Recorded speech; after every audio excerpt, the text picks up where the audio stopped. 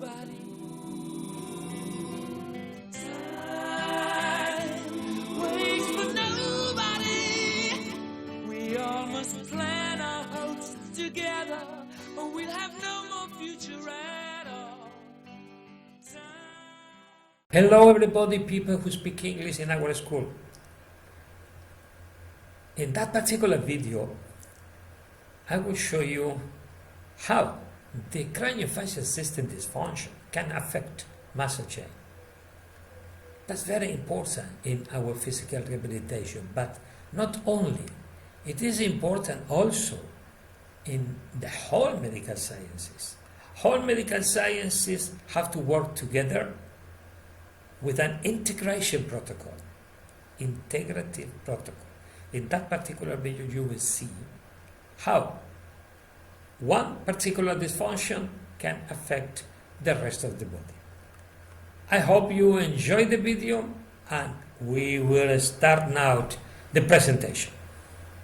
The concept NPR regarding muscle chains says that there is not a true muscle change in our body, but a chain reaction in front of a cause.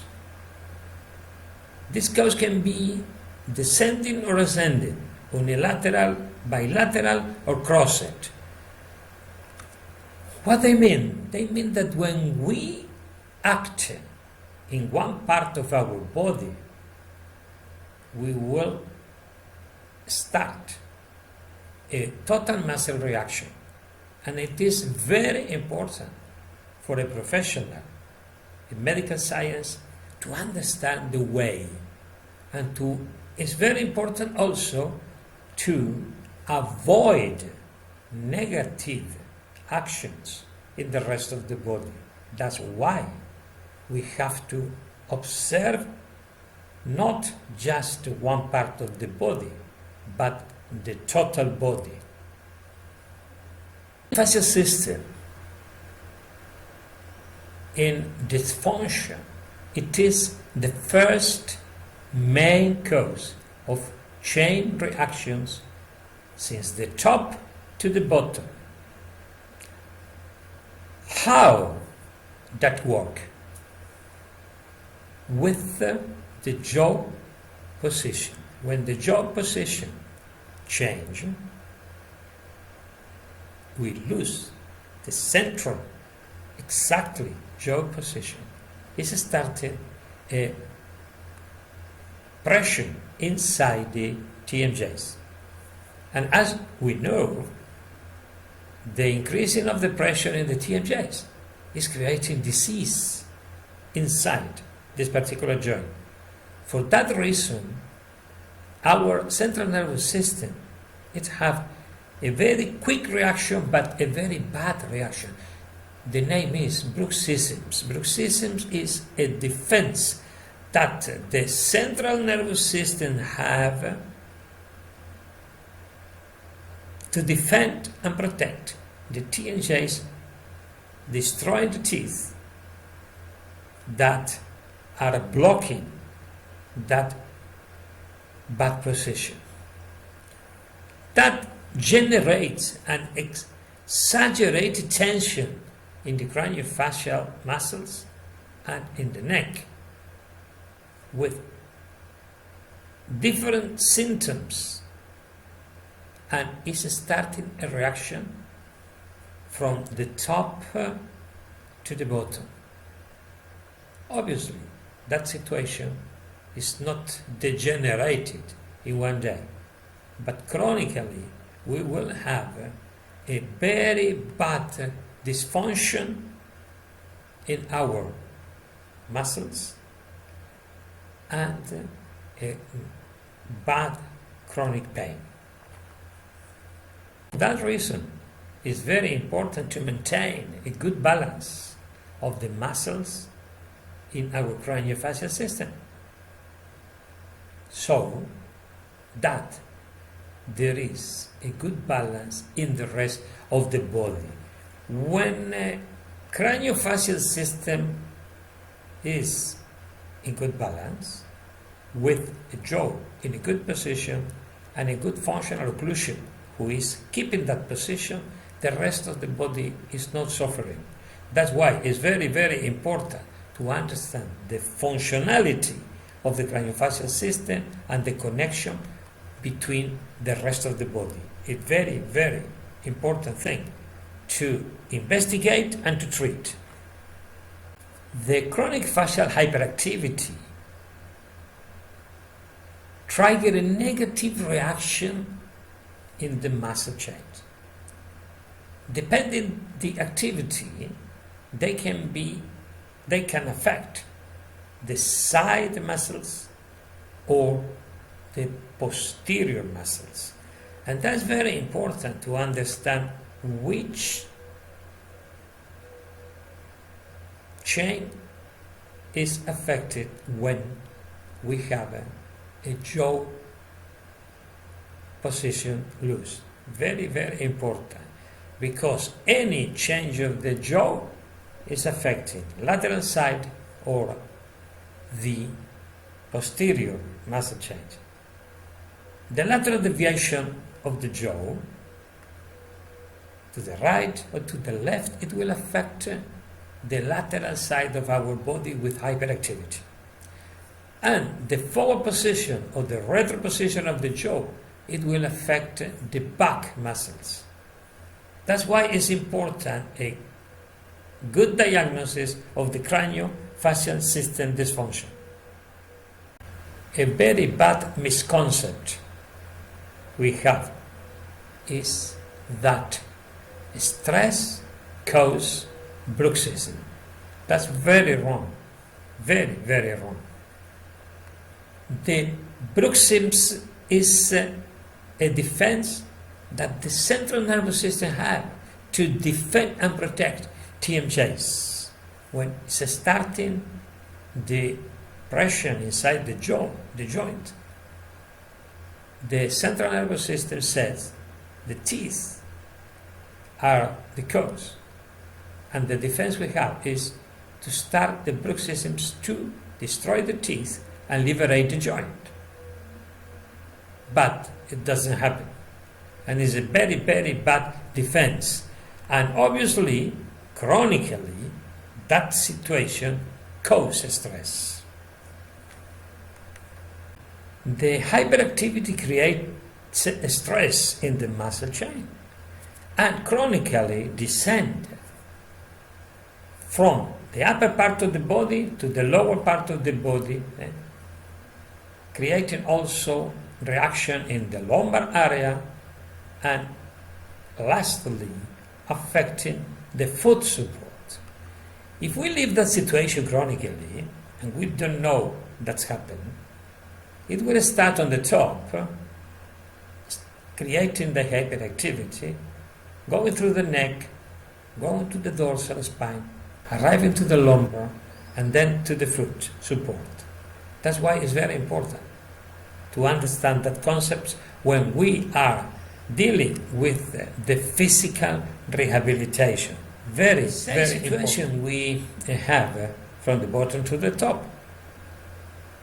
The podalic triangle support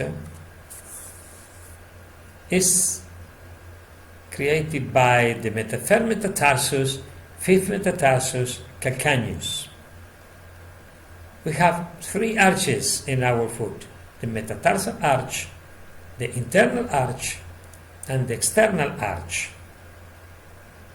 In that triangle, if we trace the bisectrices of the triangle, when the bisectrices connect, it is the barycenter of the foot. Anything that locally change that triangle balance will create a problem from the bottom to the top. But also, if something, as we saw before, is creating hyperactivity of the muscles, it can affect also the equilibrium or balance of the podalic triangle. And that is a very important concept to understand. The posturometer that is created with the concept of Kepanji in the distribution of the load of our body in each foot, we can analyze and we can study what happened in this triangle, and we can study which part of the sensors are not working, and we can arrive to a diagnosis, investigating the problem with something who is not subjective.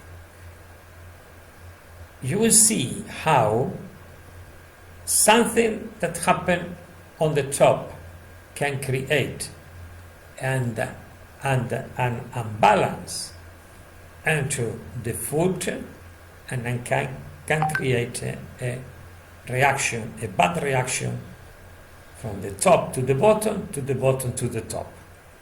This is a picture that show you what happens if we have some anomaly contact in each area of our teeth that can change the balance of our foot.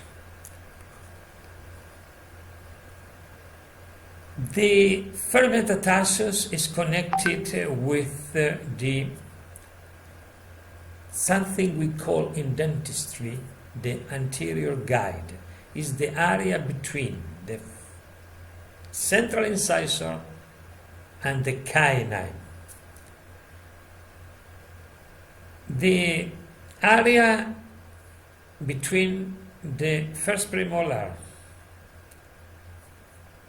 to the first molar, we call that occlusal plane, is connected with the fifth metatarsus. And the area of the second molar and third molar, we call that posterior guide or speaker, is connected with the calcaneus. As you can see, if we have pre-contacts, or that means anomalies in the contact in these areas, it will affect the first, the fifth of the calcaneus, losing weight in this area. The areas, first metatarsus connected with the anterior guide, fifth metatarsus connected with the occlusal plane, and the calcaneus connected with the speaker or posterior guide. You see, some anomalies that we have in these areas, it will affect the foot chronically, and obviously it make that the balance of our foot will be loose, creating in that way an adaptation at the beginning, but chronically creating disease. Fourthly, we see how does the jaw position affect the muscle change. It's very important to understand that the connection between the top of the body and the lower part of the body is the hyoid system. When we change our mandibular position, we start, as we said, the bruxism. Then we create muscle hyperactivity and chronic postural alteration. This is the picture. When the pressure increases, the TMJs area is starting the alarm. The central nervous system think that the teeth are the problem, and to defend the TMJs, they start bruxisms and to try to destroy the teeth. But the defense is a very, very bad defense. Very, very bad defense. Unfortunately, that situation cause more damage, creating hyperactivity in the cranial muscles, and obviously, slowly, this bruxism is starting creating chronically bad function in the muscle chain. This hyperactivity create a stress into the muscle chains and chronically descending from the upper part of the body, reaching the lumbar, and then the foot is creating our postural alteration. That picture is to take always in front of us, because if we understand that, we can avoid the situation and we can have a good rehabilitation. This bruxism is a TMJ's defense. When we have dangerous there, we have to defend the TMJs, and with the bruxism, our central nervous system think that we have a good weapon to protect the TMJs, but that is not true. The bruxism, that is our defense for the TMJs, will start a domino effect into the muscle chain until the age of when we lose the adaptation. That means 40 years. Normally the body adapts. After that, from the chronic pain, we will go through the injuries, and that's why the patients until that age, they don't feel that the problem exists, and also the doctors don't understand that the problem exists. The most dangerous situation of the craniofacial system when the jaw changes the position is the back position, that situation, the retro position. You see, when the jaw is in a retro position, is going through the most protective area of the TMJs, that is the back, because there is arriving the blood and the whole nutrition of the joint.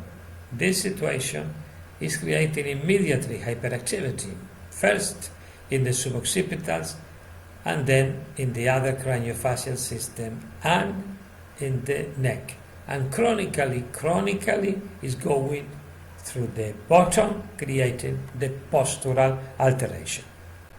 That position, and most when the patient loses the vertical dimension, that situation is the most dangerous situation in the craniofacial system diseases, and is creating slowly the hyperactivity who chronically descend to the bottom of the body, going through the neck, dorsal column, lumbar column, and then to the foot.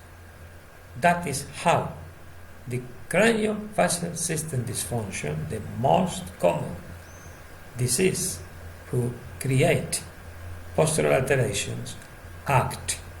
It's important to understand this concept to avoid the aggression and then to have a good physical rehabilitation. Much for the participation to our video. I hope you enjoy it. And this is one of the video of a long series we have in our YouTube channel. Don't miss the opportunity to follow us in our YouTube channel. And I hope I will see a lot of you in the next video and in the next transmission. Have a nice day, and I say goodbye for everybody, and thank you for all to be here with us in our TV channel NPR. Nobody